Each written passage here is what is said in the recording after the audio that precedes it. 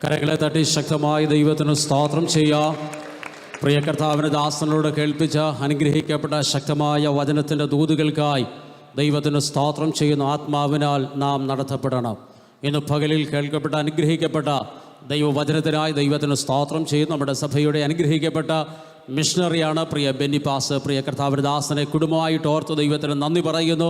North ഇന്ത്യയിൽ വളരെ ശക്തമായി ഉപയോഗിക്കുന്ന അനുഗ്രഹിക്കപ്പെട്ട പ്രിയ കർത്തദാസനെ ഓർത്ത് ദൈവത്തിന് നന്ദി പറയുന്നു. ഇന്ന് പകൽ വേദിയിലായിരിക്കുന്ന ബഹുമാനരായ എല്ലാ കർത്തൃദാസന്മാരെ ഓർത്തുകൊണ്ട് ദൈവത്തിന് നന്ദിയോടെ സ്തോത്രം ചെയ്യുന്നു. ഇന്ന് കടന്നു വന്ന എല്ലാ വിലപ്പെട്ട ദൈവമക്കൾക്കായി പ്രത്യേകമായി ദൈവത്തിന് നന്ദി പറയുന്നു. കാലാവസ്ഥ അല്പം പ്രതികൂലമാണെങ്കിലും ഇത്രയും ദൈവമക്കൾക്ക് ഇന്ന് രാവിലെ സന്തോഷത്തോടെ ആലയത്തിൽ വന്ന് ദൈവത്തെ സ്തുതിപ്പാൻ സ്വർഗത്തിലെ ദൈവം നൽകിത്തന്ന ദൈവത്തിൻ്റെ വിലയേറിയ അവസരങ്ങൾക്കായി നന്ദിയോടെ സ്തോത്രം ചെയ്യുന്നു. ഇന്നലകൾ നടത്തിയ ദൈവത്തിന് മുൻപാകെ വളരെ സന്തോഷത്തോടെ ഒരുമിച്ച് വന്ന് നന്ദി പറയുക ദൈവം തരുന്ന ഈ വിലപ്പെട്ട അവസരങ്ങൾക്കായി സ്തോത്രം ചെയ്യുന്നു. അല്പസമയം ആ കരങ്ങളെ തട്ടി ദൈവത്തിന് നന്ദിയോടെ ഒന്ന് സ്തോത്രം ചെയ്യാം. അത്തരം തുറന്ന് ഇന്ന് പകൽ നന്ദിയോടെ ദൈവത്തിന് സ്തോത്രം ചെയ്യുക. ഈ പ്രതികൂല കാലാവസ്ഥയിൽ ദൈവത്തിൻ്റെ കരങ്ങൾ നമുക്ക് അനുകൂലമായിരിക്കുമ്പോൾ ആമേ ദൈവം നമ്മെ നടത്തിയ വഴികൾക്കായി രണ്ട് കരങ്ങളുടെ ചേർത്തടിച്ച് അന്യഭാഷയിൽ ഒരു നിമിഷം കൂടെ ശക്തിയോടെ ദൈവത്തിനൊന്ന് സ്തോത്രം ചെയ്യാം. എല്ലാ കരങ്ങളും തട്ടി 1-2 മിനിറ്റുകൾ നന്ദിയോടെ ദൈവത്തിന് സ്തോത്രം ചെയ്യാം. റീമാന ശംധന റിഗധന എത്രത്തോളം ശബ്ദമുയർത്തി ദൈവത്തിന് സ്തോത്രം ചെയ്യുവാൻ കഴിയുമോ അത്രത്തോളം കരങ്ങളെ തട്ടി ആത്മാവിൽ ഇന്ന് പകൽ നന്ദിയോടെ യേശുവിൻ്റെ അധികാരമുള്ള നാമത്തിൽ റീമാന ശംധന റിഗധന വൈഡി റഗധന അസ്തൽ ഘടകജാലക ദുരമന ഘടകം വൈഡം ഘടകൽ ജാലം ധേരേ ധൂര യേശുവിൻ്റെ നാമത്തിൽ ആത്മാവിൽ സന്തോഷത്തോടെ ഇന്ന് പകൽ ദൈവം നൽകിയ എല്ലാ അനുഗ്രഹങ്ങൾക്കായി നന്മകൾക്കായി നന്ദിയോടെ ദൈവത്തിന് സ്തോത്രം ചെയ്യുക. Hallelujah hallelujah hallelujah. കർത്താവ് നമ്മെ ധാരാളമായി അനുഗ്രഹിക്കുമാറാകട്ടെ. തുറന്ന് ദൈവവചന ശുശ്രൂഷയിലേക്ക് പ്രവേശിപ്പാൻ ആഗ്രഹിക്കുന്ന വളരെ പ്രാർത്ഥനയോടെ ദൈവമക്കളായിരിക്കാൻ ഓർപ്പിക്കാൻ വളരെ ശാന്തമായി ചില കാര്യങ്ങൾ ഓർപ്പിക്കുവാൻ പരിശുദ്ധാത്മാവിൽ ഞാൻ ശരണപ്പെടുന്നു. അതിനാധാരമായി 2 വാക്യങ്ങൾ വായിക്കാം. കൊലോസ്യ ലേഖനം 3-ാം അധ്യായം അതിൻ്റെ 15-ാമത്തെ വാക്യവും യെശയ്യാ പ്രവചനം 39-ാം അധ്യായം അതിൻ്റെ 5 മുതൽ 8 വരെയുള്ള വാക്യങ്ങൾ. കൊലോസ്യ ലേഖനം 3-ാം അധ്യായം 15-ാമത്തെ വാക്യവും യെശയ്യാ പ്രവചനം 39-ാം അധ്യായം 5 മുതൽ 8 വരെയുള്ള വാക്യങ്ങൾ. ക്രിസ്തുവിൻ്റെ സമാധാനം നിങ്ങളുടെ ഹൃദയങ്ങളിൽ വാഴട്ടെ. അതിനല്ലോ നിങ്ങൾ ഏകശരീരമായി വിളിക്കപ്പെട്ടുമിരിക്കുന്നത്. നന്ദിയുള്ളവരായും ഇരിപ്പീൻ. യെശയ്യാ പ്രവചനം 39-ാം അധ്യായം 5 മുതൽ 8 വരെയുള്ള വാക്യങ്ങൾ. അപ്പോൾ യെശയ്യാവ് ഹിസ്കിയാവിനോട് പറഞ്ഞത്, സൈന്യങ്ങളുടെ യഹോവയുടെ വചനം കേട്ടുകൊള്ളുക. നിന്റെ രാജധാനിയിൽ ഉള്ളതൊക്കെയും നിന്റെ പിതാക്കന്മാർ ഇന്നുവരെ ശേഖരിച്ചു വച്ചിട്ടുള്ളതും ഒട്ടൊഴിയാതെ ബാബേലിലേക്ക് എടുത്തുകൊണ്ട് പോകുന്ന കാലം വരുന്നു. നീ ജനിച്ചവരായി നിന്നുത്ഭവിക്കുന്ന നിന്റെ പുത്രന്മാരിലും ചിലരെ അവർ കൊണ്ടുപോകും. അവർ ബാബേൽ രാജാവിൻ്റെ രാജധാനിയിൽ ഷണ്ഡന്മാരായിരിക്കുമെന്ന് യഹോവ അരുളി ചെയ്യുന്നു. അതിന് ഹിസ്കിയാവ് യെശയ്യാവോട്, നീ പറഞ്ഞിരിക്കുന്ന യഹോവയുടെ വചനം നല്ലത് എന്ന് പറഞ്ഞു. അവിടെ നമ്മൾ 2 വാക്യങ്ങൾ വായിച്ചു. ഹിസ്കിയാവ് പറഞ്ഞ് അവസാനിപ്പിച്ച കാര്യം, എൻ്റെ കാലത്ത് സമാധാനമുണ്ടാകുമല്ലോ. നിങ്ങളുടെ കയ്യിലിരിക്കുന്ന വിശുദ്ധ വേദപുസ്തകം അടച്ചു വെച്ചു. ഇനി നിങ്ങൾ വീട്ടിൽ പോയിട്ട് വായിച്ചാൽ മതിയില്ലേ. നമുക്കൊരു പ്രശ്നമുണ്ട്. ഞാൻ ഇടയ്ക്കിടയ്ക്ക് പറയുമ്പോൾ നിങ്ങൾ ഇടയ്ക്കിടയ്ക്ക് ഇങ്ങനെ കുനിഞ്ഞ വേദപുസ്തകം വായിച്ചുകൊണ്ടിരിക്കും. അത് വായിക്കുന്നത് ഒഴിവാക്കാൻ വേണ്ടിയിട്ടാണ് പ്രാരംഭത്തിൽ ഇനി ഒരു വാക്യം ഞാൻ വായിക്കത്തില്ല, 2 വാക്യം വായിച്ചു നിർത്തും. അപ്പോസ്തലനാകുന്ന പൗലോസ് കാരാഗൃഹത്തിൽ കിടന്നുകൊണ്ട് എഴുതിയ ലേഖനമാണ് കൊലോസ്യ ലേഖനം. ഈ കൊലോസ്യ ലേഖനം 3-ാം അധ്യായം നമ്മൾ പഠിക്കുമ്പോൾ പൗലോസ് 3-ാം അധ്യായത്തിൻ്റെ അകത്ത് പ്രധാനമായി 4 കാര്യങ്ങളാണ് എടുത്തു പറയുന്നത്. 3-ാം അധ്യായത്തിൻ്റെ അകത്ത് 4 കാര്യങ്ങൾ എടുത്തു പറയുന്നു. ഇത് തുടങ്ങുന്നത് തന്നെ ഇങ്ങനെയാണ്: ക്രിസ്തുവിനോടുകൂടെ ഉയർത്തെഴുന്നേറ്റിരിക്കുന്നത് കൊണ്ട് ഉയരത്തിലുള്ളത് ചിന്തിപ്പീൻ എന്ന് പറഞ്ഞാണ് പൗലോസ് 3-ാം അധ്യായം ആരംഭിക്കുന്നത്. അത് പറഞ്ഞ് പൗലോസ് അടുത്ത കാര്യത്തിലേക്ക് പ്രവേശിക്കുന്നു. നാം എന്താണ് മരിപ്പിക്കേണ്ടതെന്ന് പൗലോസ് അവിടെ 2-ാമത്തെ ഭാഗത്ത് എടുത്തു പറഞ്ഞ് 3-ാമത്തെ ഭാഗത്തേക്ക് കടക്കുമ്പോൾ നാം എന്ത് ധരിക്കണമെന്ന് പൗലോസ് പറയുന്നു. 4-ാമത്തെ ഭാഗം കുടുംബ ജീവിതത്തെപ്പറ്റി പറഞ്ഞ് 3-ാം അധ്യായം പൗലോസ് അവിടെ അവസാനിപ്പിക്കുകയാണ്. വളരെ ഗൗരവമേറിയും ആഴമേറിയമായ ദൂതുകളാണ് കൊലോസ്യ ലേഖനം 3-ാം അധ്യായത്തിൻ്റെ അകത്ത് 4 ഭാഗങ്ങളായി പൗലോസ് ഈ ലേഖനത്തിൻ്റെ അകത്ത് വളരെ ശക്തമായി രേഖപ്പെടുത്തിയിരിക്കുന്നത്. ഇതിൻ്റെ 3-ാം അധ്യായം നിങ്ങൾ വീട്ടിൽ പോയി വായിക്കണം. വായിക്കുമ്പോൾ നമ്മൾ ഇതിനകത്ത് കുറച്ചുകൂടെ ആഴമേറിയ ദൂതുകൾ പരിശുദ്ധാത്മാവ് വ്യക്തിപരമായി നമ്മോട് സംസാരിക്കുവാൻ തുടങ്ങും. നമ്മൾ വായിച്ചതിൻ്റെ 15-ാമത്തെ വാക്യമാണ്. ബാക്കി എല്ലാ ഭാഗവും ഞാൻ വിടുകയാണ്. 15-ാമത്തെ വാക്യത്തിൽ പൗലോസ് ഇങ്ങനെ എടുത്തു പറയുന്നു, ക്രിസ്തുവിൻ്റെ സമാധാനം നിങ്ങളുടെ ഹൃദയങ്ങളിൽ വാഴട്ടെ, അതിനല്ലോ നിങ്ങൾ ഏക ശരീരമായി വിളിക്കപ്പെട്ടുമിരിക്കുന്നത് നന്ദി ഉള്ളവരായിരിക്കും. ദൈവം നമ്മളിൽ നിന്ന് പ്രതീക്ഷിക്കുന്നത് എന്താ? നന്ദി ഉണ്ടാകണം. സ്തോത്രം. ദൈവത്തിന് നന്ദി പറഞ്ഞാട്ടെ, നന്ദിയോടെ സ്തോത്രം ചെയ്താട്ടെ. ഹല്ലേലൂയ. ഏറ്റവും ഒരു പ്രത്യേകത എന്ന് പറയുന്ന സാധാരണ രാജുപാസ് പറയാറുണ്ട്, സായിപ്പിനെ കണ്ട സായിപ്പ് എപ്പോഴും എന്തെന്നറിയാമോ, കാണുമ്പോൾ എന്തെന്നറിയാമോ, അവർ താങ്ക്സ് പറയും. ഇപ്പോൾ പാസവാക്ക് ഞാൻ കടമെടുത്ത് പറയുകയാണ്. പക്ഷെ മലയാളികളെ സംബന്ധിച്ച് പാസ് പറയുന്ന വാദമാണ്, 1,00,000 രൂപ കൊടുത്താലും എന്ത് ചെയ്യുക, താങ്ക്സും പറയത്തിൽ അവർക്ക് നന്ദിയില്ല. പക്ഷെ അങ്ങനെയല്ല. ഹല്ലേലൂയ. നമുക്കെപ്പോഴും ദൈവത്തിൽ നിന്ന് നമ്മൾ ഒത്തിരി വിഷയങ്ങൾ ദൈവത്തോട് പറയാറുണ്ട്. ഓരോ വിഷയത്തിനും ദൈവം അതിന് മറുപടി തരുമ്പോൾ ഹല്ലേലൂയ നാം മണിക്കൂറുകളിരുന്ന് പ്രാർത്ഥിക്കാറുണ്ട്. ആ പ്രാർത്ഥനയ്ക്കൊക്കെ മറുപടി വരുമ്പോൾ പലപ്പോഴും എന്ത് ചെയ്യുക, ഒരു വാക്കിൽ ദൈവമേ സ്തോത്രമെന്ന് പറഞ്ഞു വിടുകയാണ്. അങ്ങനെയല്ല. ദൈവം നമുക്ക് ആ ചോദ്യത്തിന് അല്ലെങ്കിൽ ആ പ്രാർത്ഥനയ്ക്ക് ഉത്തരം തരുമ്പോൾ നമ്മൾ എത്ര സമയം ദൈവത്തിന് നന്ദി പറയണമെന്ന് നമ്മൾ തന്നെ ചിന്തിക്കണം. നമ്മുടെ ഹൃദയത്തിൻ്റെ അകത്ത് എന്തറിയാമോ, മനുഷ്യനോട് നമുക്ക് നന്ദിയുണ്ടാകണം, ദൈവദാസന്മാരോട് നമുക്ക് കടപ്പാടുണ്ടാകണം, സമൂഹത്തോട് നമുക്ക് കടപ്പാടുണ്ടാകണം. അപ്പോൾ തന്നെ ഏറ്റവും ഗൗരവമായി ദൈവത്തോട്, നമ്മളെ വീണ്ടെടുത്ത ദൈവത്തോട് നമുക്ക് നന്ദിയുണ്ടാകണം. ഈ ആലയത്തിൽ വരുമ്പോൾ കഴിഞ്ഞ ഒരാഴ്ചക്കാലം ഹല്ലേലൂയ ദൈവമെന്നെ നടത്തിയ, ദൈവമെന്നെ എത്രയോ അനർത്ഥങ്ങൾ നമ്മുടെ ചെവികളിൽ കേട്ട്, എത്രയോ അനർത്ഥങ്ങൾ നമ്മുടെ കൺമുൻപിൽ കണ്ട്, ദൈവം അതിലെല്ലാം നമ്മെ വിടുവിക്കുമ്പോൾ, നമ്മുടെ കുടുംബങ്ങളെ വിടുവിക്കുമ്പോൾ, എൻ്റെ ദൈവമേ ഇന്ന് പകൽ ആലയത്തിൽ വന്ന് ഞാൻ എൻ്റെ ദൈവത്തിന് നന്ദി പറയുന്നു. എത്ര പേര് ഹൃദയം തുറന്ന് ദൈവത്തിന് നന്ദി പറയുക. ദൈവദാസന്മാർ പറയുമ്പോൾ അല്ല, ഹല്ലേലൂയ, ആലയത്തിൽ വന്നിരിക്കുമ്പോൾ തന്നെ കഴിഞ്ഞ ഒരാഴ്ചക്കാലം എന്നെ നടത്തിയ എൻ്റെ ദൈവത്തിന് ഇന്ന് പകൽ ഞാൻ നന്ദി പറയുന്നു. ഹല്ലേലൂയ. പൗലോസ് ഇവിടെ എടുത്തു പറയുന്നൊരു കാര്യമുണ്ട്. നിങ്ങളുടെ ഹൃദയങ്ങളുടെ അകത്ത് എന്ത് വാഴണം? സമാധാനമുണ്ടാകണം. സമാധാനം വാഴണം. നമ്മൾ കർത്തൃമേശ കഴിയുമ്പോൾ 3 കാര്യങ്ങൾ പറയാറുണ്ട്. 1, ദൈവം നിങ്ങളെ അനുഗ്രഹിക്കട്ടെ. 2, ക്രിസ്തുവിൻ്റെ സമാധാനം നിങ്ങളുടെ കൂടെ ഇരിക്കട്ടെ. 3, മാറാനാഥ. അതിനകത്തൊരു പദമാണ് ക്രിസ്തുവിൻ്റെ സമാധാനം. പൗലോസ് ഇവിടെ എടുത്തു പറയുന്നു, ക്രിസ്തുവിൻ്റെ സമാധാനം നിങ്ങളുടെ ഹൃദയങ്ങളിൽ വാഴട്ടെ. അടുത്തിരിക്കുന്ന ആളോടൊന്ന് നോക്കി പറഞ്ഞാൽ മതി, ക്രിസ്തുവിൻ്റെ സമാധാനം നിങ്ങളിൽ വാഴട്ടെ. കൈ കൊടുത്തില്ലേലും വേണ്ടിയില്ല, ഒന്ന് നോക്കിയെന്ന് പറഞ്ഞാൽ മതി. ക്രിസ്തുവിൻ്റെ, ആരെങ്കിലും ഉറങ്ങുന്നെങ്കിലും തട്ടിയിട്ടേക്കൊന്ന് പറ, ക്രിസ്തുവിൻ്റെ സമാധാനം നിങ്ങളിൽ വാഴട്ടെ. നമ്മളെല്ലാം ആഗ്രഹിക്കുന്നത് എന്താണ്? നമുക്കെല്ലാം എന്തുണ്ടാകണം? സമാധാനമുണ്ടാകണം. ഹല്ലേലൂയ. സമാധാനമുണ്ടാകണം. ഏറ്റവും ഗൗരവമായൊരു വിഷയമാണ് സമാധാനമെന്ന് പറയുന്നത്. ഹല്ലേലൂയ. വേദപുസ്തകം മുഴുവൻ നമ്മൾ പഠിക്കുമ്പോൾ സമാധാനത്തെക്കുറിച്ച് ഒത്തിരി വാക്യങ്ങൾ നമുക്ക് വായിപ്പാൻ കഴിയുന്നുണ്ട്. കർത്താവ് തന്നെ സമാധാനത്തെക്കുറിച്ച് ഒത്തിരി കാര്യങ്ങൾ പറഞ്ഞതായിട്ട് മത്തായി സുവിശേഷത്തിൻ്റെ അകത്തൊക്കെ നമുക്ക് വായിക്കാൻ കഴിയുന്നുണ്ട്. സമാധാനമുണ്ടാക്കുന്നവർ ഭാഗ്യവാന്മാർ, ഞാൻ പോകുന്നു നിങ്ങൾക്ക് സമാധാനം തരുന്നു എന്ന് പറഞ്ഞ് കർത്താവ് പറയുന്നത് ഒത്തിരി ഭാഗങ്ങൾ നമുക്ക് വായിപ്പാൻ കഴിയുന്നുണ്ട്. ഇന്ന് പകൽ ഞാൻ നിങ്ങളുമായി സംസാരിക്കാൻ ആഗ്രഹിക്കുന്ന സമാധാനമെന്ന വിഷയത്തെക്കുറിച്ചാണ്. സമാധാനമെന്ന വിഷയം. പക്ഷെ ഞാൻ പറയാൻ പോകുന്ന വിഷയം ഇതാണ്. സമാധാനം നിലനിൽക്കാൻ എന്ത് ചെയ്യണം? സമാധാനം നിലനിൽക്കാൻ എന്ത് ചെയ്യണം?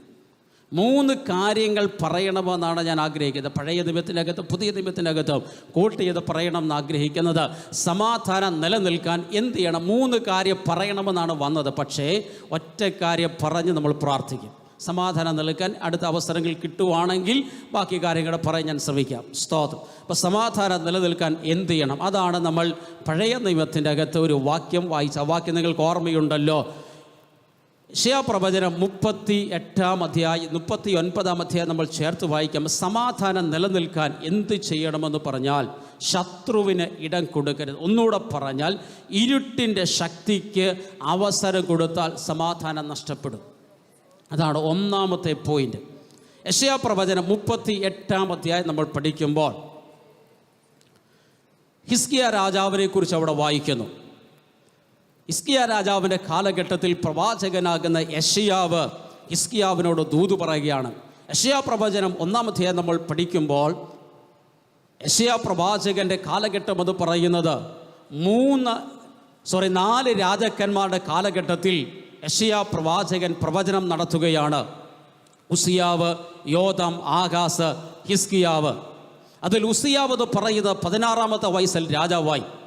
പക്ഷെ പുരോഹിതന്മാർ ചെയ്യേണ്ട ശുശ്രൂഷ ഉസിയാവ് കയറി ചെയ്തപ്പോൾ ഉസിയാവിൻ്റെ നെഷ്ടിയിൽ കുഷ്ഠം പൊങ്ങുകയും പിന്നീട് ഒരിക്കൽ പോലും ഉസിയാവിന് ആലയത്തിൽ കയറാൻ കഴിഞ്ഞില്ല. അവനെ ഒരു പ്രത്യേക ശാലയ്ക്കകത്ത് അടച്ചിട്ടു എന്നാണ് വായിക്കുന്നത്. ഉസിയാവിൻ്റെ മകനായിരിക്കുന്ന യോഥാം രാജാവായപ്പോൾ ആലയത്തിന് ഒത്തിരി പണികൾ വന്നു. യോഥാം പറഞ്ഞു, എന്തെല്ലാം പണികൾ വേണമെങ്കിൽ ചെയ്തു. അതിന് മുഴുവനുള്ള ഫണ്ട് യോഥാം അനുവദിച്ചു. പക്ഷേ ജീവിതത്തിൽ ഒരിക്കൽ പോലും യോഥാം ആലയത്തിനകത്ത് കയറിയില്ല. അതിനുശേഷമാണ് ആഹാസ് വരുന്നത്. ആഹാസിൻ്റെ അപ്പനായിരിക്കുന്ന യോഥാം ആലയത്തിൻ്റെ അകത്ത് കയറിയില്ല.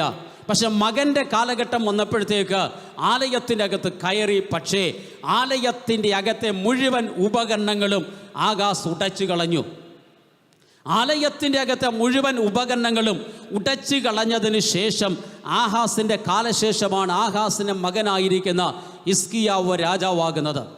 അപ്പോൾ ഇത്രയും പുറകോട്ട് നമ്മൾ പഠിക്കുമ്പോൾ ഇങ്ങനെ ഒരു കാലഘട്ടത്തിന് ശേഷമാണ് ഹിസ്കിയാവ് രാജാവാകുന്നത്.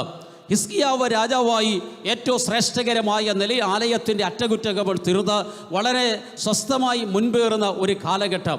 ആ കാലഘട്ടത്തിൽ ബാബേലിൻ്റെ ആക്രമണം, അതുപോലെ തന്നെ അശൂരിൻ്റെ ആക്രമണമൊക്കെ പ്രാരംഭത്തിൽ വളരെ ശക്തമായിരുന്നു. എന്നാൽ പിന്നത്തേതിൽ വളരെ സമാധാനവും ശാന്തവുമായിട്ട് ഹിസ്കിയാവ് മുന്നേറുന്ന ഒരു സമയം. ആ സമയത്താണ് പ്രവാചകനാകുന്ന യെശയ്യാവ് കൊട്ടാരത്തിൻ്റെ അകത്തേക്ക് കയറി വന്നിട്ട് ഇങ്ങനെ ദൂത് പറയുന്നു, നിന്റെ ഗ്രഹകാര്യം നീ ക്രമത്തിലാക്കുക, നീ മരിച്ചു പോകും. ഒരു ഭയവും കൂടാതെ ഒരു അല്ലെങ്കിൽ ആ ദൂതിന് ഒട്ടും എന്ത് ചെയ്യുക, പുറകോട്ട് വെക്കാതെ ഉള്ളതുപോലെ ഈ പ്രവാചകൻ പറയുകയാണ്. എന്നെയാണ് ഈ ദൂത് പറയാൻ ഏൽപ്പിച്ചിരുന്നെങ്കിൽ ഞാൻ കൊട്ടാരത്തിനകത്ത് കയറിയിട്ട് പറയും, രാജാവേ ഒരു ചെറിയ പ്രതിസന്ധി കാണുന്നു, പ്രാർത്ഥിക്കണമേ എന്ന് പറഞ്ഞു പോകുമായിരുന്നു. പക്ഷേ ദൂത് പറയേണ്ടതുപോലെ പറയാൻ പ്രവാചകനാകുന്ന യെശയ്യാവിനെ ഏൽപ്പിക്കുമ്പോൾ യെശയ്യാവ് രാജാവാണെന്ന് നോക്കിയില്ല. തന്ന ദൂത് ദൈവമായതുകൊണ്ട് ഒട്ടും മടിച്ചില്ല. ഒറ്റ കാര്യം വിളിച്ചു പറയുന്നു, നിന്റെ ഗ്രഹകാര്യം നീ ക്രമത്തിലാക്കിക്കോണം, നീ സൗഖ്യമാകുകയില്ല, നീ മരിച്ചു പോകും. ഇതുപോലെ തന്നെ കൊട്ടാരത്തിൻ്റെ അകത്ത് കയറി ദൂത് പറഞ്ഞ മറ്റൊരു പ്രവാചകനാണ് ഏലിയാവ്. കൊട്ടാരത്തിൻ്റെ അകത്തോട്ട് കയറി വന്നിട്ട് ഒരുപക്ഷെ ഏലിയാവിനെ കാണാൻ വലിയ സൗന്ദര്യം കാണത്തില്ല, പ്രായമുള്ള മനുഷ്യനായിരിക്കാം. പക്ഷെ കൊട്ടാരത്തിൻ്റെ അകത്തോട്ട് കയറി വന്നിട്ട് ആമേൻ ഹല്ലേലൂയ രാജാവിനോട് പറയുന്നു, രാജാവേ ഞാൻ പറഞ്ഞിട്ടല്ലാതെ ഇനിയും മഞ്ഞും മഴയും പെയ്യുകയില്ല. ഹല്ലേലൂയ. രാജ്യം ഭരിക്കുന്നത് രാജാവാണെങ്കിലും ഇപ്പോൾ അധികാരം ആരുടെ കയ്യിലാണെന്നറിയാമോ? പ്രാർത്ഥിക്കുന്ന ഏലിയാവിൻ്റെ കയ്യില. ഇന്നു പകൽ തിരിച്ചറിയണം. ഹല്ലേലൂയ. ദൈവവൈതലേ, നമ്മുടെ മേലൊരു അധികാരമുണ്ട്. Hallelujah, hallelujah. രാജാവാണ് രാജ്യം ഭരിക്കുന്നതെങ്കിൽ ഇനി മഴ പെയ്യണമെങ്കിൽ പ്രാർത്ഥിക്കുന്ന ഏലിയാവ് തീരുമാനിക്കണം. ഇന്നു പകൽ ഇതിൻ്റെ അകത്ത് പ്രാർത്ഥിക്കുന്ന ചില ഏലിയാവുമാരെ സ്വർഗം അന്വേഷിക്കുകയാ. നമ്മുടെ മേലുള്ള അധികാരം, നമ്മുടെ നാവിന്മേൽ വ്യാപരിക്കുന്ന അഭിഷേകം ചെറുതല്ല. ഇന്നു പകൽ ചിലതിനെ കൽപ്പിക്കുവാൻ, ചിലതിനെ തടയുവാൻ, ചിലതിനെ വിളിച്ചു പറയുവാൻ ദൈവം ഇന്ന് ചിലരുടെ മേൽ അസാധാരണമായ അഭിഷേകം പകരുകയോ. ഹല്ലേലൂയ. യുദ്ധം നടന്നുകൊണ്ടിരിക്കുമ്പോൾ ഹല്ലേലൂയ ഒരു മനുഷ്യൻ ഇങ്ങനെ വിളിച്ചു പറഞ്ഞു. ഹല്ലേലൂയ. യോശുവ വിളിച്ചു പറയുന്നു, സൂര്യ നീ ഗിബയോനിലും ചന്ദ്ര നീ അയ്യാലോ താഴ്വരയിൽ നിൽക്ക്. ഒരു സാധാരണ മനുഷ്യൻ ഹല്ലേലൂയ ഒറ്റ വാക്കേ പറഞ്ഞുള്ളൂ, സൂര്യ നീ അവിടെ നിൽക്ക്, ചന്ദ്ര നീ അവിടെ നിൽക്ക്.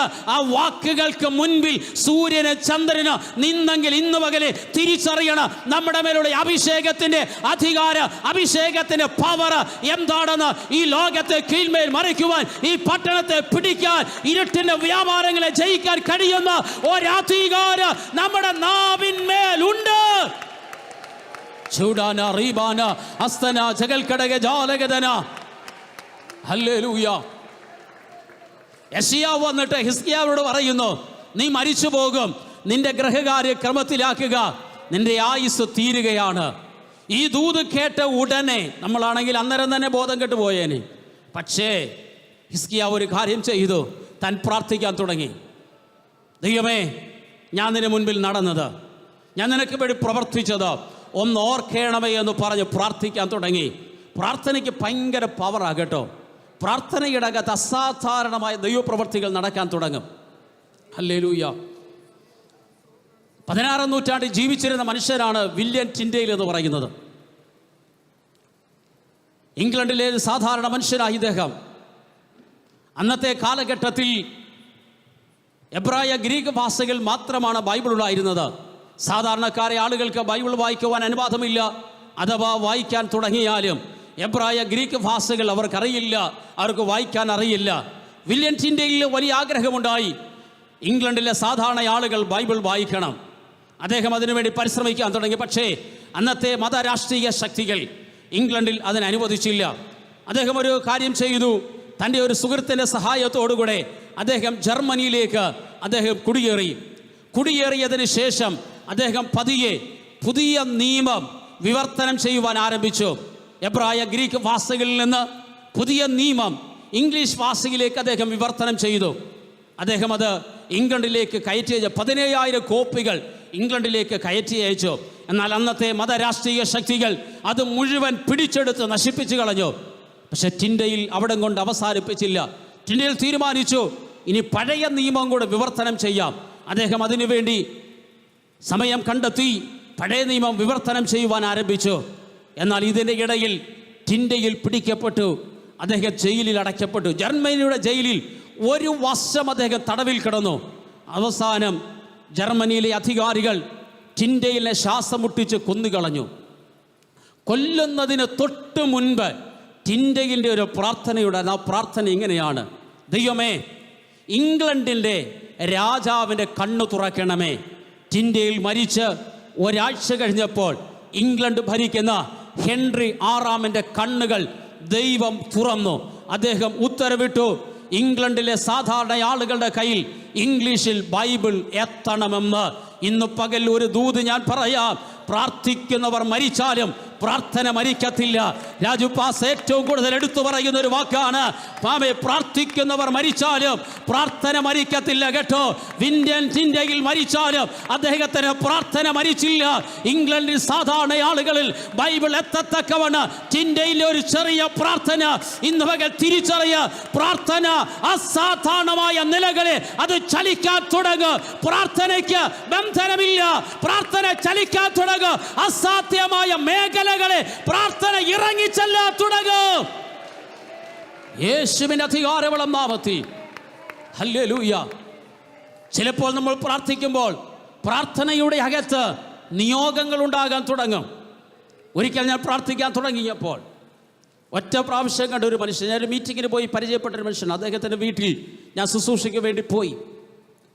അതിനുശേഷം ചില നാളുകൾ കഴിഞ്ഞപ്പോൾ ഞാൻ അദ്ദേഹത്തെ മറന്നുപോയി.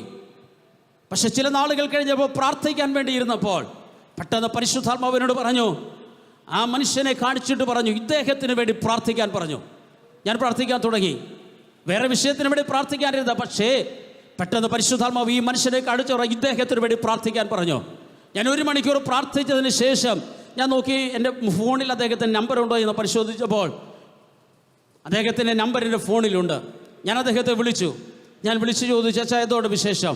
അദ്ദേഹം എന്നോട് പറഞ്ഞു, എൻ്റെ പാസ്റ്ററേ, ഞാൻ ഒറ്റയ്ക്ക് എൻ്റെ വീട്ടിലുണ്ട്, എൻ്റെ വൈഫ് ഇപ്പോൾ ഇവിടെ ഇല്ല, കുഞ്ഞുങ്ങളുടെ അടുത്ത് പോയിരിക്കുക. എനിക്കറിയത്തില്ല, പെട്ടെന്ന് ഒരു അസ്വസ്ഥത എനിക്കുണ്ടായിട്ട് ഞാൻ എൻ്റെ കട്ടിലിൽ കിടക്കുകയാണ്. എനിക്കൊരു ഗ്ലാസ് വെള്ളമെടുക്കാൻ എന്തിന് എൻ്റെ അടുത്തിരിക്കുന്ന ഫോൺ എടുത്ത് മറ്റൊരാളെ വിളിക്കാൻ പോലും കഴിയാതെ മരണത്തിൻ്റെ താഴ്വരയിലൂടെ ഞാൻ യാത്ര ചെയ്യുകയായിരുന്നു. എന്നാൽ എനിക്കറിയത്തില്ല, പെട്ടെന്ന് ആമേൻ ഒരു സൗഖ്യം എന്നിലേക്ക് വന്നു. അതിനുശേഷം വന്ന ആദ്യത്തെ ഫോണാണിതെന്ന് പറഞ്ഞു. ഇന്ന് പകൽ തിരിച്ചറിയണം. ഹല്ലേലൂയ. അപ്പോൾ എനിക്കൊരു കാര്യം മനസ്സിലായി, എന്തിനാണ് പരിശുദ്ധാത്മാവ് പ്രാർത്ഥിക്കാൻ ദൈവം എനിക്ക് നിയോഗം തന്നത്. ഇന്ന് പകൽ പ്രാർത്ഥിക്കാൻ ഇരിക്കുമ്പോൾ ചിലർക്ക് ദൈവം നിയോഗം തരുന്നത് എന്തിനാണെന്നറിയാമോ? റീമാന ശംധന റഗദന. ഒരു പക്ഷേ ഹല്ലേലൂയ അവരെ നമുക്കറിയത്തില്ലായിരിക്കാം. ഒരു പക്ഷേ 1 പ്രാവശ്യമേ കണ്ടിട്ടുള്ളായിരിക്കാം, 2 പ്രാവശ്യമേ കണ്ടിട്ടുള്ളായിരിക്കാം. ചിലപ്പോൾ നമ്മൾ നടന്നു പോകുമ്പോൾ, ചിലപ്പോൾ നിൽക്കുമ്പോൾ, കിച്ചടി ജോലി ചെയ്യുമ്പോൾ പരിശുദ്ധാത്മാവ് പറയും, പ്രാർത്ഥിക്കുക പ്രാർത്ഥിക്കുക. എന്തിനാ നിയോഗം തരുന്നത്? ചില അനർത്ഥങ്ങളെ ദൈവം ഒഴിവാക്കുന്നു, ചില അപകടങ്ങളെ ദൈവം ഒഴിവാക്കുന്നു, ചില പ്രതിസന്ധികളെ ദൈവം ഒഴിവാക്കുന്നു. എവിടെയൊക്കെയോ ചില അസാധാരണമായ ദൈവിക പ്രവർത്തികൾ നിന്നിലൂടെ ചെയ്യാൻ ദൈവത്തിനുണ്ട്. റീമാന ശംധേ റിഗദ വൈഡ റമന ഹസ്തേ ജഗന അന്തൽ വൈഡം ധാരം ധേരേ ധൂര ജഗദ. ഹല്ലേലൂയ. ഈ ഒരു ബന്ധത്തിൽ ഒത്തിരി കാര്യങ്ങൾ എനിക്ക് പറയാനുണ്ട്. ഒരു രാത്രി ഞാൻ കിടന്നുറങ്ങുമ്പോൾ എനിക്ക് തോന്നുന്നു 12-1 മണി കഴിഞ്ഞു. പെട്ടെന്ന് പരിശുദ്ധാത്മാവ് ഒരു കാര്യം കാണിച്ചിട്ട് പറഞ്ഞു, ഈ വ്യക്തിക്ക് വേണ്ടി പ്രാർത്ഥിക്കാൻ പറഞ്ഞു. ഞാൻ പേരൊന്നും ഇവിടെ വെളിപ്പെടുത്തുന്നില്ല. ഹല്ലേലൂയ. ഞാൻ പെട്ടെന്ന് ചിഞ്ചു കിടന്നുറങ്ങി. ഞാൻ പറഞ്ഞു, ചിഞ്ചു എഴുന്നേൽക്ക്. ഒരാളെ കാണിക്കുന്നു. 1 അല്ല 2 പ്രാവശ്യം പരിശുദ്ധാത്മാവിനോട് പറഞ്ഞു പ്രാർത്ഥിക്കുക, എഴുന്നേൽക്കുക. ഞാൻ ആദ്യം സമയം ഇത്രയായല്ലോ, ഹല്ലേലൂയ, ഞാൻ പിന്നെ രാവിലെ പ്രാർത്ഥിക്കാൻ വെച്ചു. പക്ഷേ പരിശുദ്ധാത്മാവ് 2ാമത്തെ പ്രാവശ്യം, ഒട്ടും അതിശയോക്തിയുള്ള കാര്യമല്ല ഞാൻ പറയുന്നത്, 2ാമത്തെ കാര്യവും ഒന്നുകൂടെ ഇതുപോലെ തന്നെ ഗൗരവമായി കാണിച്ചിട്ട് പറഞ്ഞു, ഇദ്ദേഹത്തിന് വേണ്ടി എഴുന്നേറ്റ് നീ പ്രാർത്ഥിക്കുക. ഞാൻ പ്രാർത്ഥിച്ചു. ഹല്ലേലൂയ. അടുത്ത ദിവസം രാവിലെ ഹല്ലേലൂയ ഞാൻ ബൈക്കുമെടുത്ത് അദ്ദേഹത്തിൻ്റെ വീട്ടിൽ ചെന്നു. കാര്യം അന്വേഷിച്ചപ്പോഴാണ് ആ കാര്യത്തിൻ്റെ ഗൗരവം എനിക്ക് മനസ്സിലാകുന്നത്. അദ്ദേഹം പറഞ്ഞു, കഴിഞ്ഞ രാത്രി എനിക്ക് ഉറങ്ങാൻ കഴിഞ്ഞില്ല, അസാധാരണമായ പെയിൻ. ഹല്ലേലൂയ. പക്ഷേ ദൈവത്തിൻ്റെ ആത്മാവ് എനിക്ക് മനസ്സിലായി എന്തിനാണ് ചില നിയോഗങ്ങൾ തരുന്നതെന്ന്. ഇന്ന് പകൽ പറയട്ടെ, ചിലപ്പോൾ രാത്രിയായിരിക്കാം, ചിലപ്പോൾ പകലായിരിക്കാം, പ്രഭാതത്തിലായിരിക്കാം. പ്രാർത്ഥിക്കാൻ ദൈവാത്മാവ് നിങ്ങൾക്കൊരു നിയോഗം തരുമ്പോൾ പിന്നെ എന്ന് വെക്കരുത്. ആ സമയം തന്നെ ദൈവത്തിൽ മുട്ടുമടക്കണം. അവിടെ ചില വിടുതലുകൾ, അവിടെ ചില ദൈവപ്രവർത്തികൾ, അവിടെ ചില അസാധാരണമായ ദൈവപ്രവർത്തികൾ നടക്കണമെന്ന് ദൈവം ആഗ്രഹിക്കുന്നു. ചൂടാന ധീബാന റംതാറ റീഖാന. Hallelujah, hallelujah. ഇതുപോലെ ഒത്തിരി അനുഭവങ്ങൾ എനിക്ക് പറയാനുണ്ട്. ഹല്ലേലൂയ. ഇവിടെ ഹിസ്കിയാവരോട് പറയുന്നു, നീ മരിച്ചു പോകും, നീ ഇനി ജീവിക്കത്തില്ല, നിന്റെ ഗ്രഹകാര്യക്രമത്തിലാക്കുക. പക്ഷേ ഹിസ്കിയാവ് ഗ്രഹകാര്യക്രമത്തിലാക്കാനല്ല പോയത്. താനൊരു കാര്യം ചെയ്തു, പ്രാർത്ഥിക്കാൻ തുടങ്ങി. ദൂത് എന്താ കിടക്കുന്നത്? മരിക്കുമെന്ന്. പക്ഷേ രാജാവ് എന്താ ചെയ്യുന്നത്? പ്രാർത്ഥിക്കാൻ തുടങ്ങി. പ്രാർത്ഥിക്കുമ്പോൾ ദൈവത്തിൻ്റെ പദ്ധതികൾക്ക് മാറ്റമുണ്ടാകും. എന്തിനാ ഈ പ്രാർത്ഥിക്കുന്നതൊക്കെ ഞങ്ങൾ ഈ പറയുന്നത്? ഹല്ലേലൂയ. നിങ്ങൾ പ്രാർത്ഥനയ്ക്ക് വരണമെന്ന് നിങ്ങൾ ആഹ്വാനം ചെയ്യുന്നത് എന്തിനാ? ഹല്ലേലൂയ. പ്രാർത്ഥിക്കുന്നതിൻ്റെ അകത്ത് ദൈവത്തിന് ചില പദ്ധതികൾക്ക് മാറ്റങ്ങൾ വരും. അതാരെക്കൊണ്ട് മാറ്റാൻ കഴിയും? രാജ്യം ഭരിക്കുന്ന രാജാക്കന്മാരെ കൊണ്ട് കഴിയുമോ? ഇല്ല. രാജ്യം ഭരിക്കുന്ന പ്രധാനമന്ത്രിയെ കൊണ്ട് കഴിയുമോ? രാഷ്ട്രപതിക്ക് കഴിയുമോ? ഇല്ല. ഇന്ന് പകൽ നെഞ്ചത്തോട് കൈവച്ചിട്ട് പറ, പ്രാർത്ഥിക്കുന്ന എന്നെ കൊണ്ട് കഴിയും. റീമാന ശാന്തന റഗധന. ദൈവത്തിൻ്റെ ചില പദ്ധതികളെ മാറ്റാൻ ഹല്ലേലൂയ ആർക്ക് കഴിയും? ധൈര്യത്തോടെ പറ, പ്രാർത്ഥിക്കുന്ന എനിക്ക് കഴിയും. അതിന് തെളിവായി ഇവിടെ ഞാൻ പറയാം. ദൂത് മരിക്കുമെന്ന, പക്ഷേ രാജാവ് പ്രാർത്ഥിക്കാൻ തുടങ്ങിയപ്പോൾ ദൂത് പറഞ്ഞു പോയ പ്രവാചകനോട് ദൈവം പറയുക, ഒന്നുകൂടെ ഒരു ദൂതൂടെ പറയാനുണ്ട്. എന്താണെന്നറിയാമോ? ഹിസ്കിയാവേ, നിന്റെ കണ്ണുനീര്, നിന്റെ നിലവിളി, നിന്റെ പ്രാർത്ഥന ദൈവം കേട്ടിരിക്കുന്നു. നിന്റെ ആയുസ്സിനോട് 15 സംവത്സരം കൂടെ കൂട്ടും. ഇച്ചിരി മുമ്പ് ദൂത് പറഞ്ഞത് നീ മരിക്കുമെന്നാ പറഞ്ഞത്. പക്ഷേ ആ ദൂതിന്റെ മുൻപിൽ പ്രാർത്ഥിക്കാൻ തുടങ്ങിയപ്പോൾ ദൈവം തന്റെ പദ്ധതി മാറ്റി. യേശുവിന്റെ നാമത്തിൽ വചനത്തിലൂടെ 2 ദൂതൂടെ ഞാൻ പറയാം. മോശയോട് ദൈവം സംസാരിച്ചുകൊണ്ടിരിക്കുക. മോശയോട് പറഞ്ഞു, നീ പെട്ടെന്ന് താഴ്വരയിലോട്ട് ചെല്ലാൻ പറഞ്ഞു. മോശ ഇറങ്ങി വരുമ്പോൾ കണ്ട കാഴ്ച, കാളക്കുട്ടയെ ഉണ്ടാക്കി ജനം ആരാധിക്കുകയാ. ഇത് കണ്ടപ്പോൾ ഹല്ലേലൂയ ദൈവം മോശയോട് പറയുന്നു, ഇത് ദുശാഠ്യമുള്ള ജനമാ, ഈ ജനത്തെ നശിപ്പിക്കാൻ ഞാൻ ഇറങ്ങി വന്നിരിക്കുന്നു. ഇച്ചിരി മുമ്പ് വരെ ജനത്തെ അനുഗ്രഹിക്കും, ഞാൻ പ്രമാണം കൊടുക്കുന്നു എന്ന് പറഞ്ഞ പ്രമാണം മോശയുടെ കയ്യിൽ കൊടുത്തുകൊണ്ടിരുന്ന ദൈവം പറയുകയാ, ഇത് ദുശാഠ്യമുള്ള ജനം. നിങ്ങൾ വായിച്ചാൽ മതി, പുറപ്പാട് 32 വീട്ടിൽ പോയി വായിച്ചാൽ മതി. ഇത് ദുശാഠ്യമുള്ള ജനം, ഞാൻ ഈ ജനത്തെ നശിപ്പിക്കാൻ ഇറങ്ങി വന്നിരിക്കുന്നു. ദൈവം ഇറങ്ങി വന്നിരിക്കുക ജനത്തെ നശിപ്പിക്കാൻ. ഇനി ഇവർ യാത്ര ചെയ്യണ്ട, ഇവിടം കൊണ്ട് തീരുമെന്ന് പറഞ്ഞ് ദൈവം അവരെ നശിപ്പിക്കാൻ ഇറങ്ങി വന്നിരിക്കുകയാ. പക്ഷേ ഒരു സാധാരണ മനുഷ്യൻ ദൈവത്തിന് മുൻപിൽ കയറി ബ്ലോക്കായിട്ട് നിൽക്കുക. മോശ ദൈവത്തോട് പറയുന്ന, ദൈവമേ, ഈ ജനത്തെക്കുറിച്ച് വരുത്തുമെന്ന് പറയുന്ന അനർത്ഥത്തെക്കുറിച്ച് നീ അനുദപിക്കണമേ എന്ന് പറഞ്ഞ് മോശ അവിടെ മുട്ടുമടക്കി പ്രാർത്ഥിക്കാൻ തുടങ്ങി. റീമാന ശന്തന റഗതന. മോശ പ്രാർത്ഥിക്കുമ്പോൾ മോശയുടെ കണ്ണുനീര് കണ്ടിട്ട് ദൈവത്തിന് മറികടക്കാൻ കഴിയുന്നില്ല. മോശയോട് ദൈവം പറയുന്നു, മോശയെ, ഈ ജനത്തിന് വരുത്തുമെന്ന് പറഞ്ഞ അനർത്ഥത്തെക്കുറിച്ച് ഞാൻ അനുദപിക്കുന്ന ആരാ? മോശയുടെ ഒറ്റ പ്രാർത്ഥനയുടെ അകത്ത് ലക്ഷോപലക്ഷം വരുന്ന ജനത്തെ ദൈവം വിടുവിച്ചെങ്കിൽ ഒരു ഭക്തന്റെ പ്രാർത്ഥനയ്ക്ക് എത്ര വിലയുണ്ട്! ഹല്ലേലൂയ. ശംദൽ വൈഡെ റഗധന ധൂരമന ഘടക. ശിവന്റെ നാമത്തിൽ അസാധാരണമായൊരു ദൈവശക്തി വ്യാപരിക്കുന്നു. രക്തതാൽ ഇന്ന് പകൽ തിരിച്ചറിയുക, ഒരു കുഞ്ഞു പ്രാർത്ഥനയുടെ അകത്ത് ചലിക്കുന്ന സ്വർഗത്തെക്കുറിച്ച്. അടകന റാംഥൗറികന. ഇന്ന് പകൽ അസാധാരണമായൊരു ദൈവ സാന്നിധ്യം ഈ ഹാളിനകത്ത് വ്യാപരിക്കുന്നു. എനിക്ക് പോലും നിൽക്കാൻ കഴിയാത്ത നിലയിൽ ആത്മാവിന്റെ വലിയ ചലനങ്ങൾ. റീമാന ശംധന റിഗതന. യേശുവിന്റെ നാമത്തിൽ ഇന്ന് പകൽ മോശയെ പോലെ ദൈവത്തിന് മുൻപാകെ നിൽക്കാൻ ദൈവം ഈ ആലയത്തിനകത്ത് ചിലരെ നോക്കുന്നു. വൈഡം മനക ധനക ദുരബാറിവന അർത്തേരകനെ ദുരബാറിവന ജഗദ റഗദ അറിയനെ അടകെ മനവ ശംധേ രമന ദുരബാറിവന ജഗന. യേശുവിന്റെ നാമത്തിൽ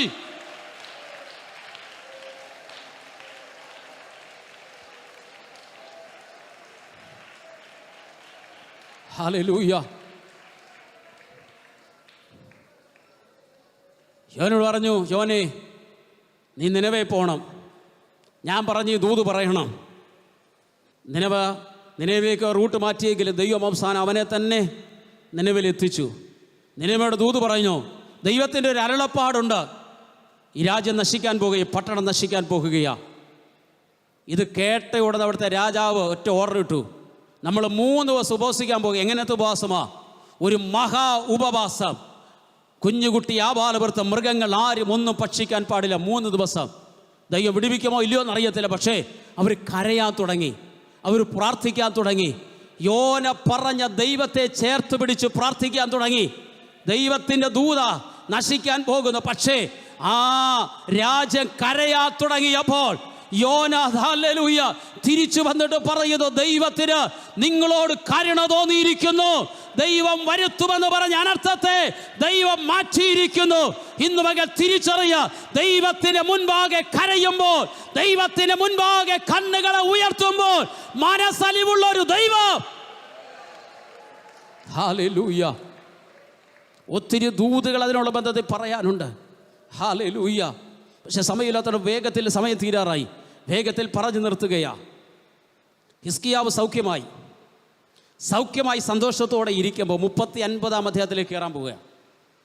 സൗഖ്യമായിട്ടിരിക്കുമ്പോൾ ബാബേൽ രാജാവ് ഒരു എഴുത്തും ഒരു സമ്മാനവും കൊടുത്തു വിട്ടു. അത് ഹിസ്കിയ രാജാവ് വാങ്ങിച്ചു. സന്തോഷമായി. പലരും എവിടെ വീഴുന്നെന്നറിയാമോ? സമ്മാനത്തിൻ്റെ അകത്താണ്.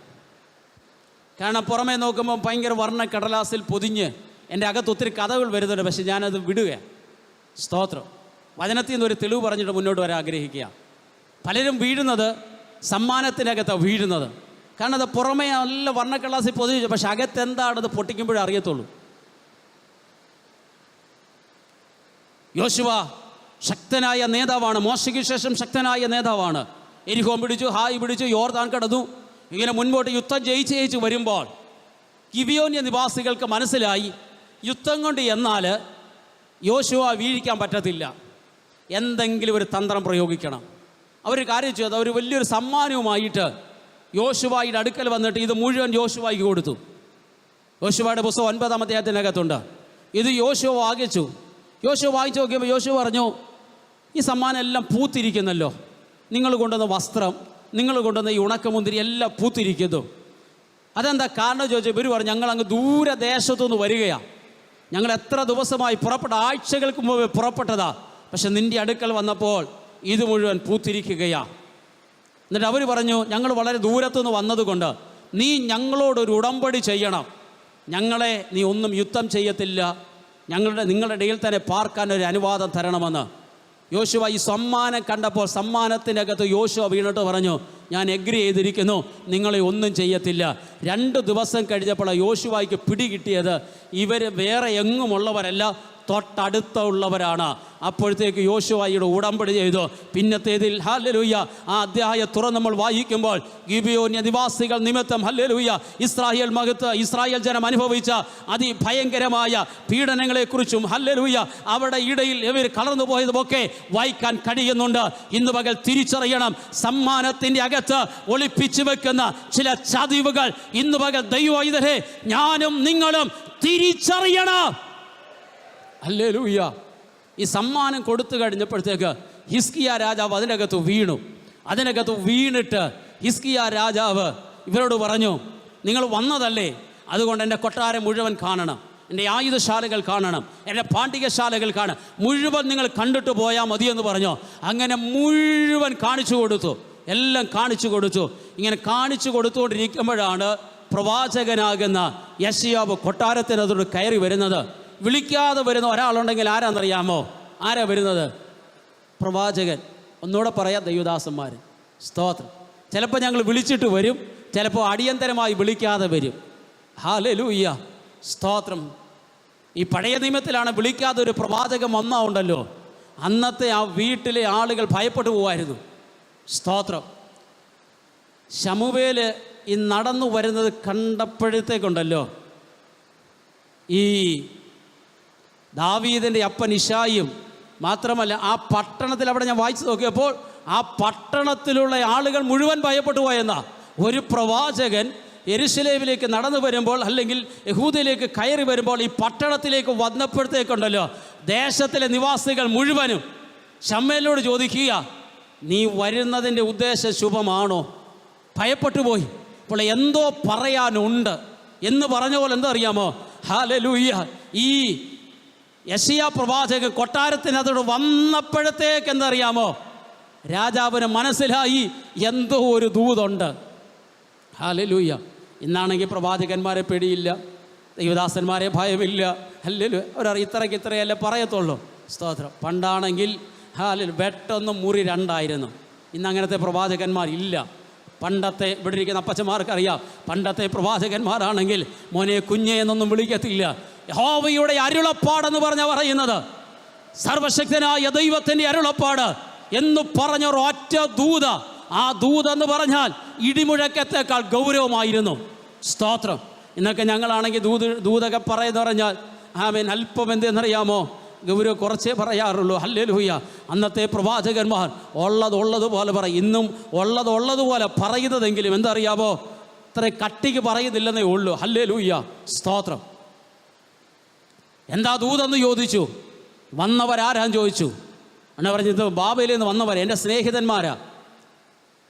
ഉടനെ ഈ രാജാവിനോട് ഒരു ദൂതുണ്ട്, എല്ലാം കാണിച്ചോ എന്ന് ചോദിച്ചു.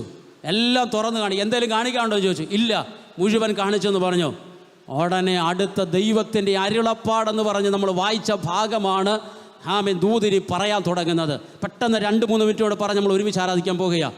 ഒറ്റ ദൂത് പറഞ്ഞു, രാജാവേ നീ എന്തെല്ലാം കാണിച്ചോ, നിന്റെ ശത്രുവിന് നീ ഇടം കൊടുത്തത് കൊണ്ട്, നീ ഇരുട്ടിന് അവസരം കൊടുത്തത് കൊണ്ട്, നീ കാണിച്ചത് മുഴുവനും ആമേൻ ബാബേൽ എടുത്തുകൊണ്ട് പോകുന്ന ഒരു കാലം വരെ. എന്നാണെന്നറിയാമോ? നിന്റെ തലമുറയുടെ കാലത്ത് ഇത് മുഴുവൻ പിടിച്ചുകൊണ്ട് പോകും, ഒന്നും ശേഷിക്കാതെ മുഴുവൻ പിടിച്ചുകൊണ്ട് പോകുന്ന ഒരു കാലം വരുമെന്ന് പ്രവാചകൻ അവിടെ ദൂത് പറയുമ്പോൾ രാജാവ് ചോദിച്ചൊരു കാര്യമുണ്ട്. എൻ്റെ കാലത്ത് സമാധാനമുണ്ടല്ലോ, സ്തോത്രം. എൻ്റെ പിള്ളേരുടെ കാലത്തല്ലേ സമാധാനമില്ലാത്തത്? സാരമില്ലെന്ന്.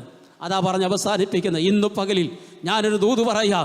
ശത്രുവിന് ഇടം കൊടുത്താൽ റീമാന ശംധന അർഗധന നമ്മുടെ സമാധാനം നഷ്ടമാകും, നമ്മുടെ തലമുറയുടെ സമാധാനം നഷ്ടമാകുമെന്ന്. ഇരുട്ടിൻ്റെ ശക്തിക്ക് ഒരു ചെറിയ അവസരം കൊടുത്താൽ മതി, നമ്മുടെ സ്വസ്ഥത നഷ്ടമാകും. നിങ്ങൾക്ക് മനസ്സിലാകാൻ ഞാൻ ചെറിയൊരു ഉദാഹരണം പറയാം. ഒരു പെരുമഴയത്ത് ഒരു മുള്ളംപന്നി ഇങ്ങനെ വരികയാണ്. നോക്കുമ്പോൾ ഒരു മുയൽ ഒരു മാളത്തിൻ്റെ അകത്ത് കയറിയിരിക്കുക. മുള്ളംപന്നി പറഞ്ഞു, ഞാൻ നനഞ്ഞു വരികയല്ല, എനിക്കൊരു ചെറിയൊരു അവസരം തരണം, എൻ്റെ തലയൊന്ന് നനയാതിരിക്കാൻ വേണ്ടി ഇതിനകത്തൊന്ന് വെക്കാനെന്ന് പറഞ്ഞു. മുയൽ പറഞ്ഞു, ഓക്കെ, നിൻ്റെ തല ഇതിനകത്തോട്ട് വെച്ചോളാൻ പറഞ്ഞു. മുള്ളംപന്നി തല അങ്ങോട്ട് വെച്ചു. പതിയെ എന്താണെന്നറിയാമോ? അകത്തോട്ട് കയറാൻ തുടങ്ങി. അകത്തോട്ട് മുഴുവൻ കയറി കഴിഞ്ഞപ്പോഴത്തേക്ക് മുള്ളംപന്നി പതിയെ ഈ മുള്ളൊക്കെ ഒന്ന് വിടർത്തി. മാർദ്ദവമുള്ള മിനുസമുള്ള ഈ മുയലിൻ്റെ ദേഹത്തോട്ട് ഈ മുള്ള് പതിയെ കൊള്ളാൻ തുടങ്ങിയപ്പോൾ മുയൽ പറഞ്ഞു, മുള്ളമ്പന്നി, നമുക്ക് 2 പേർക്ക് ഇരിക്കാനുള്ള സ്ഥലമില്ല, ദയവായി നീ ഇവിടെ നിന്ന് ഇറങ്ങിപ്പോകണം, എനിക്ക് ഭയങ്കര അസ്വസ്ഥതയാന്ന് പറഞ്ഞു. എന്നെ മുള്ളമ്പന്നി പറഞ്ഞു, കേട്ടോ, എനിക്ക് ഒരസ്വസ്ഥതയില്ല, എനിക്ക് സേഫാണ്, നിനക്ക് അസ്വസ്ഥതയുള്ളത് നീ വേണേ ഇറങ്ങിപ്പോക്കോളാൻ പറഞ്ഞു. ഇന്ന് പകൽ ഹല്ലേലൂയ, ഇന്ന് ചിരിച്ച് തള്ളരുത് കേട്ടോ. ഇരുട്ടിന് ചെറിയൊരവസരം കൊടുത്തതാ, പക്ഷെ പതിയെ പതിയെ അകത്ത് കയറി അത് പിടിമുറുക്കിയതുപോലെ റീമാന ശംധന റഗധന ഹല്ലേലൂയ, ഇരുട്ടിൻ്റെ ശക്തികൾക്ക് ഒരു ചെറിയ അവസരം കിട്ടിയാൽ അത് മുഴുവൻ നമ്മളെ ആക്രമിക്കുമെന്ന്, അറ്റായിക്ക് ചെയ്യുമെന്ന് ഇന്ന് പകൽ തിരിച്ചറിയണം. ഹല്ലേലൂയ. നമ്മുടെ വീടിൻ്റെ അകത്തെ ഒരു ചെറിയ പ്രാണി പറന്നു വരും. അതാദ്യം പറന്നു വന്ന ലൊക്കേഷനൊക്കെ നോക്കും, നോക്കിയിട്ട് പിന്നെ ഇടയ്ക്കിടയ്ക്ക് പറന്നു വരുന്ന പോകുന്നതൊക്കെ കാണാം. പക്ഷേ ഏതെങ്കിലും ഒരു സമയത്ത് ഒരു പ്രാർത്ഥനയൊക്കെ വെക്കുമ്പോൾ നമ്മൾ വീട് മുഴുവൻ അടിച്ചു വാരും. അടിച്ചു വാരുമ്പോഴേ നമ്മുടെ കണ്ണെത്താതിരിക്കുന്ന ചില സ്ഥലങ്ങളുണ്ടല്ലോ, അവിടെ എന്താ പറയും, ഇത് കൂട് വെച്ചിരിക്കുക. അപ്പോഴാണ് നമ്മൾ അറിയുന്നത്. എന്ന് പറഞ്ഞതുപോലെ ഹല്ലേലൂയ, ആദ്യം ഒന്ന് വട്ടമിട്ട് നോക്കും, പതി അകത്തോട്ട് കയറും. നമ്മളൊന്നും ചെയ്യുന്നില്ലെങ്കിൽ, ഓടിക്കുന്നില്ലെങ്കിൽ എന്തെന്നറിയാമോ, അതിന് മനസ്സിലാകും, എനിക്കിവിടെ സേഫാ, എനിക്കിവിടെ കൂടുവെക്കാം, എനിക്കിതിനെ ഒതുക്കാൻ കഴിയുമമ്മ എന്ന് പറഞ്ഞതുപോലെ റീമാന ശംധന റിഗധന എവിടെയൊക്കെയോ ഹല്ലേലൂയ പിടിക്കാൻ വേണ്ടി വട്ടമിടുന്ന ചില ഇരുട്ടിൻ്റെ വ്യാപാരങ്ങളോട് ഇന്ന് പകൽ ദൈവത്തിൻ്റെ പൈതലെ നമുക്ക് കോംപ്രമൈസ് ഇല്ല. റമന ഹംദന ജഗദന, നിന്റെ സമാധാനത്തെ കളയാൻ, നിന്റെ സ്വസ്ഥതയെ കളയാൻ, നിന്റെ കുടുംബത്തെ പിടിക്കാൻ, നിന്റെ തലമുറയെ പിടിക്കാൻ നിനക്കെതിരെ പോരാടി വരുന്ന ഇരുട്ടിന്റെ ശക്തികളെ ആരംഭത്തിൽ തിരിച്ചറിയ. ഹല്ലേലൂയ. രക്തത്താൽ ജയം, രക്തത്താൽ ജയം, രക്തത്താൽ ജയം, രക്തത്താൽ ജയം, രക്തത്താൽ ജയം. ഈ ദൂത് സംഭവിച്ചോ? ഇത് സംഭവിച്ചു. അതോടെ പറഞ്ഞ് പാടാൻ പോകുക. അവസാനത്തെ രാജാവായിരിക്കുന്ന സിദക്കിയാവിൻ്റെ ഭരണകാലം വന്നപ്പോൾ ബാബേൽ രാജാക്കന്മാർ വന്നു, ആലയം ചുട്ടു, നന്മകൾ പിടിച്ചുകൊണ്ടുപോയി, അരമന തകർക്കപ്പെട്ടു, തലമുറ പിടിക്കപ്പെട്ടു, മതിലിടിച്ചു, വാണിനാൽ വീഴാത്ത മുഴുവൻ ആളുകളെയും ബാബേലിലേക്ക് കൊണ്ടുപോയി. ഹല്ലേലൂയ. ദൈവ പറഞ്ഞ ദൂതുകൾ അത് നിറവേറിയെങ്കിൽ നമ്മൾ ആത്മിക ജീവിതത്തെ ഗൗരവമായി കാണണം. ആത്മിക ജീവിതത്തെ വളരെ ഗൗരവമായി കാണണം. ആത്മിക ജീവിതത്തെ നമ്മൾ ഒരിക്കലും ചെറുതായി കാണരുത്. ഹല്ലേലൂയ. ചിലരോട് ഞങ്ങൾ ചോദിക്കാറുണ്ട്, ഇന്ന് കണ്ടില്ലല്ലോ, എന്തോ പറ്റി? വളരെ നിസ്സാരമായി പറയും, പാസ്റ്റേ വന്നില്ലെന്നേ ഉള്ളെന്ന് പറഞ്ഞു. അങ്ങനെ പല ആഴ്ചകൾ വരാതിരിക്കുമ്പോൾ ഒരു കാര്യം മനസ്സിലാക്കിക്കോണം. ഹല്ലേലൂയ. എവിടെയോ പിശാചിനെ പിടികിട്ടുണ്ട്. റീമാന ശംധന റിഗധന. ഇന്ന് പകൽ ഹല്ലേലൂയ, ശത്രു വന്ന് ഒറ്റയടിക്ക് നമ്മളെ അറ്റായിക്കുകയല്ല. ആദ്യം അവന് നോട്ടമിടും, പിന്നെ പതി അകത്തോട്ട് കയറുക, പിന്നെ അവൻ ആക്രമിക്കാൻ തുടങ്ങുക, പിന്നെ അവൻ പിടിക്കാൻ തുടങ്ങുക. നിന്റെ സകല സ്വസ്ഥതകളെയും കളയത്തക്കവണ്ണം നിനക്കെതിരെ പോരാടുന്ന ഹല്ലേലൂയ ആമേ രാജാവ് ചെറിയൊരു അവസരമാണ് കൊടുത്തത്. ആമേ വന്നപ്പോൾ മുഴുവൻ കാണിച്ചു കൊടുത്തു. എന്ത് സംഭവിച്ചു? തലമുറയുടെ കാലത്ത് സകല സമാധാനവും നഷ്ടപ്പെടത്തക്കവണ്ണം, സകലതും ബാബേലിലേക്ക് പോകത്തക്കവണ്ണം അറ്റായിക്കുണ്ടായതുപോലെ ഇന്ന് പകൽ നമുക്കെതിരെ പിടിക്കാൻ വരുന്ന ഇരുട്ടിന്റെ വ്യാപാരങ്ങളെ ഇന്ന് പകൽ ആത്മാവിൽ കണ്ട് ഇന്ന് പകൽ എത്ര പേര് സ്തോത്രം പറയുക? അങ്ങനെ സ്തോത്രം പറയാൻ കഴിവുള്ള എല്ലാ ദൈവമക്കള് അതാ സ്ഥാനങ്ങൾ എഴുന്നേറ്റ് നിന്ന് ഒരുമിച്ച് നമ്മൾ സ്തോത്രം പറഞ്ഞ് ഇന്ന് പകൽ ദൈവത്തെ ആരാധിക്കാൻ തുടങ്ങിയ ജീവിതത്തിന്റെ അകത്തെ സമാധാനത്തെ കളയാൻ, സ്വസ്ഥതയെ കളയാൻ നമുക്കെതിരെ പോരാടി വരുന്ന ഇരുട്ടിന്റെ ശക്തികൾക്ക് ഇന്ന് പകൽ ഇടം കൊടുക്കരുത്, അവസരം കൊടുക്കരുത്. ഇന്ന് പകൽ ശക്തമായി ആത്മാവിൽ സ്തോത്രം പറഞ്ഞു തുടങ്ങട്ടെ.